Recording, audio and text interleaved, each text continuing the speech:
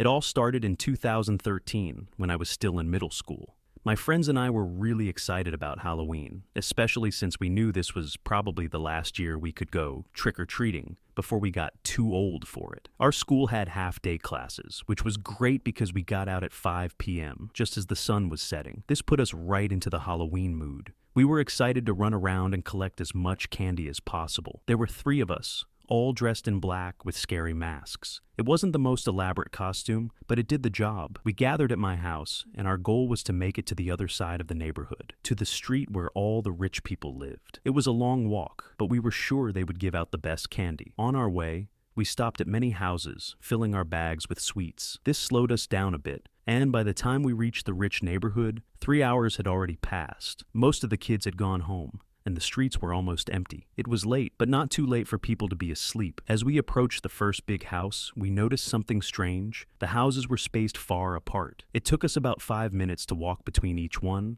so we had to run to make the most of our time. By the time we finished trick-or-treating at the last house, most of the lights had gone out and the streets were completely dark. We decided to head back to my house, watch a movie, and enjoy our candy. But then, we noticed a man walking near us. It was so dark that we couldn't see his face, but we could tell he was an older man wearing a hoodie, with his face covered. He was walking alone, and there was something off about him. Feeling uneasy, we crossed to the other side of the street, but he kept looking at us, trying to act like he wasn't. But it was obvious he was paying close attention. It was creepy. We didn't want to stop, but we were exhausted from all the running. So, we just walked faster, constantly glancing behind us to make sure he wasn't following. At one point, I thought we had put enough distance between us, until my friend suddenly froze in fear. The same man was now standing between the houses and the trees, as if he had been waiting for us to get closer. We decided to walk past him quickly, trying to ignore him. But out of nowhere, he burst out from the trees and started running toward us. We sprinted into the forest, trying to escape. Running was difficult in complete darkness, but we kept going for what felt like a minute or more.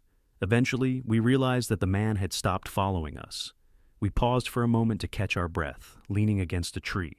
But less than a minute later, we heard footsteps crunching through the leaves nearby.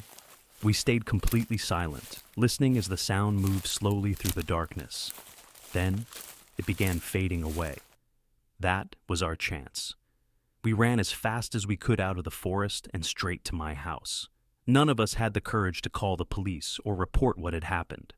We had no idea what that man wanted from us, but the fact that he chased us into the woods was terrifying. It was the scariest night of my life. I'll never forget it. And after that, I decided I would never go out for Halloween again.